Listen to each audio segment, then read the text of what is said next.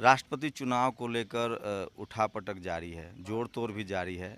जिस तरह से पहले रामनाथ कोविंद को दलित कहकर बीजेपी ने प्रोजेक्ट किया, उसके बाद जो विपक्षी दल है वो मीरा कुमार को प्रोजेक्ट कर रहे हैं और वो भी उनको दलित, वो भी खुद दलित हैं।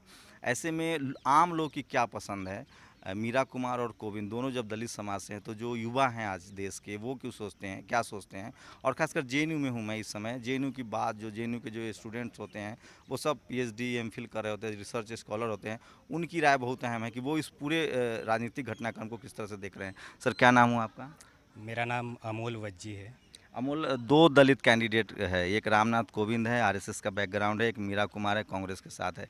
क्या लग रहा है, आप लोग की चॉइस क्या है? मैं तो कांग्रेस और बीजेपी दोनों को एक ही सिक्के के दो पहलू समझता हूँ।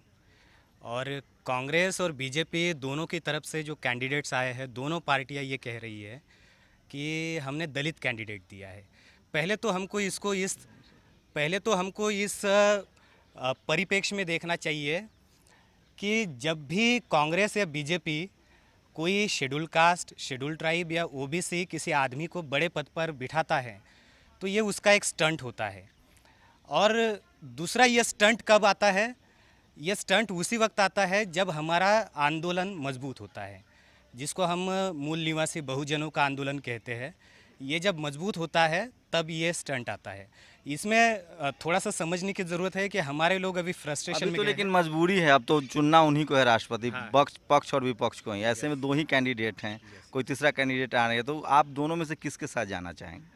देखिए, दोनों में से किसी के भी साथ जाने में हमारा कोई फ़ायदा नहीं है। अभी मुझे लगता है कि मूल निवासी बहुजन समाज ने इस इशू में पार्टिसिपेट होने की बजाय हमारा इंडिपेंडेंट आंदोलन कैसे चलेगा, उसकी दिशा क्या होनी चाहिए, इस पर तो ज़्यादा आप रामनाथ फोकस करना कोविंद चाहिए। या मीरा कुमार दोनों में किसी के साथ नहीं? बिल्कुल नहीं।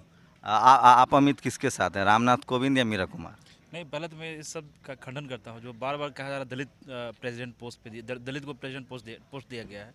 आप देखेंगे पिछले जब प्रणब मुखर्जी थे इस तरह की कोई बात नहीं हुई थी। बाकी तमाम जो राष्ट्रपति रहे हैं उस पर इस तरह की कोई बात नहीं है दलित हैं या किसी समाज से। लेकिन जब ये इनका जब नाम आता है, राम गोविंद का नाम आता है, उस पर मीरा कुमार का नाम आता है, ये तो बहुत गलत परंपरा सेट कर रहे हैं आप। हम दलित को बना रहे हैं, आप एहसान तो नहीं कर रहे हैं जिस तरह से बार बार लोग इस तरह ये कर रहे हैं। लेकिन अभी जो फिलहाल अभी का जो समय, जैसे राइट विंग पूरे देश में जो कमजल जो माहौल ख़राब हो रहा है, आप देखेंगे सहारनपुर की घटना हो, चाहे मंदसौर के किसान आंदोलन जो चल रहा था वहाँ पे कैसे क्रश किया वहाँ की सरकार ने। तो इस कंडीशन में लगता है मीरा कुमार एक बेहतर कैंडिडेट हैं। तो बीजेपी डैमेज कंट्रोल के लिए दलित कैंडिडेट को बिल्कुल, आएगा। आप देखेंगे अब्दुल कलाम, जब गुजरात दंगा हुआ तो उन्होंने अब्दुल कलाम को लगाया। जब मंदसौर हुआ है, सहारनपुर की घटना हुई है और लगातार यूपी जल रहा है अभी, तो इसलिए इन्होंने उसको बनाया है राम कोविंद को। ये जेएनयू हैं, जेएनयू के रिसर्च स्कॉलर हैं, इनसे आप ऑब्जेक्टिव आंसर नहीं ले सकते हैं। इनके अपने तर्क होते हैं, अपने लॉजिक होते हैं, उनको भी सुनना चाहिए। आपको क्या लगता है, मीरा कुमार या रामनाथ कोविंद? देखिए, मुझे ऐसा लगता है सर कि मानवर कांशीराम साहब ने जो आंदोलन चलाया था पूरे देश के अंदर जो है, उससे लोगों ने अपनी अपनी पार्टियों, जैसे बीजेपी है, कांग्रेस ने, उन्होंने अपने पॉलिटिकल डेमोग्राफ को चेंज किया है। अगर आज देखिए मीरा कुमार को अगर लॉन्च किया जा रहा है तो कहीं ना कहीं कांशीराम जी के मूवमेंट का एक रिजल्ट है कि दलित या कहें बहुजन समाज हो तो जागरूक आप हो खुद गए। भी दलित समाज से हैं, तो आपके लिए अब तो चूंकि दो ही ऑप्शंस हैं, तो उसमें किस ऑप्शंस के साथ लगता है कि आपके लोग उससे ज़्यादा सहानुभूति रखें? देखिए, मैं बीएसपी को सपोर्ट करता हूँ और बहन जी जिसके साथ हैं हम उसके साथ हैं मतलब मीरा कुमार। जी। आपकी क्या राय है सर, मीरा कुमार या रामनाथ कोविंद? नहीं, देखो, ये कोई चॉइस वाला मैटर नहीं है। तो हम जानते हैं कि ये जो दो पक्ष है, एक जिसे कांशीराम कहते थे, एक सापनाथ और एक नागनाथ, तो इन लोगों की कोई नई स्ट्रेटजी नहीं है।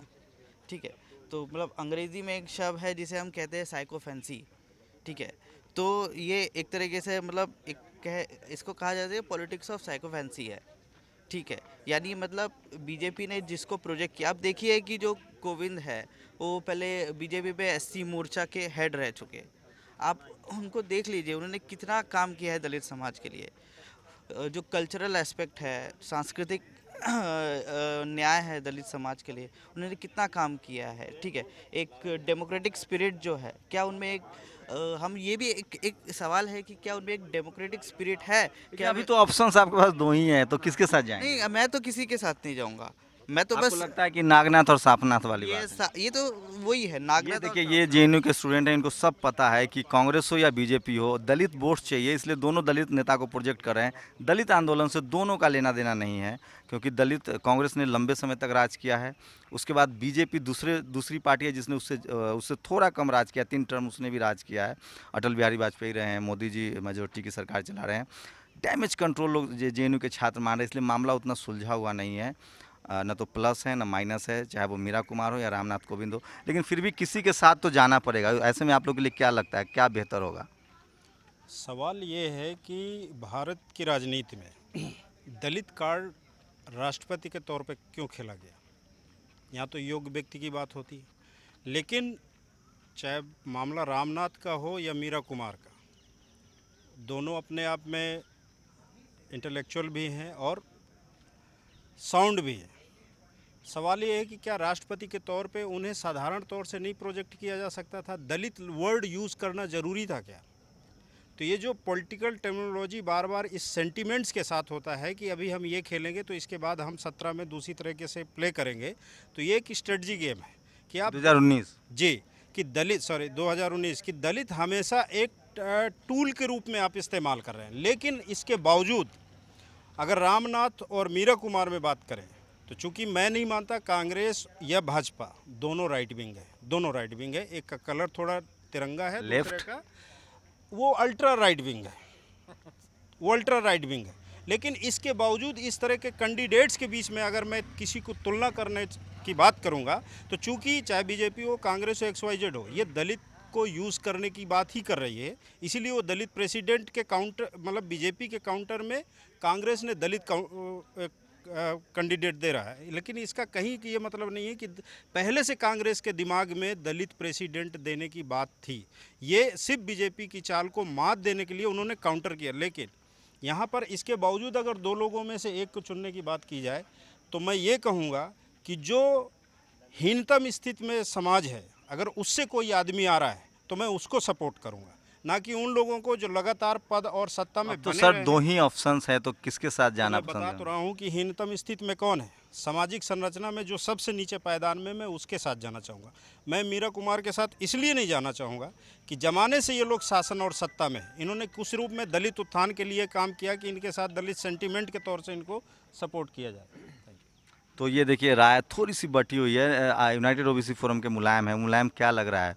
पॉलिटिकल स्टंट है, उसमें बाद भी ऑप्शंस नहीं है, तो आप लोग की प्राथमिकता क्या होगी, मीरा कुमार या रामनाथ कोविंद? देखिए, ओबीसी फोरम की तरफ से हम लोगों को ये मानना है कि जिस तरीके से जो पॉलिटिकल टर्मिनोलॉजी यूज की जा रही है उसमें जो दलित शब्द है कि हम दलित कैंडिडेट को लाए हैं, लगता है कि जैसे ये देश अभी भी ये जो है अपर कास्ट की या ब्राह्मणिकल फ्यूडल लोगों की बपौती है, क्योंकि संसाधनों पर उनका कब्जा है, तो जैसे वो कृपा स्वरूप जो है दलित कैंडिडेट देने।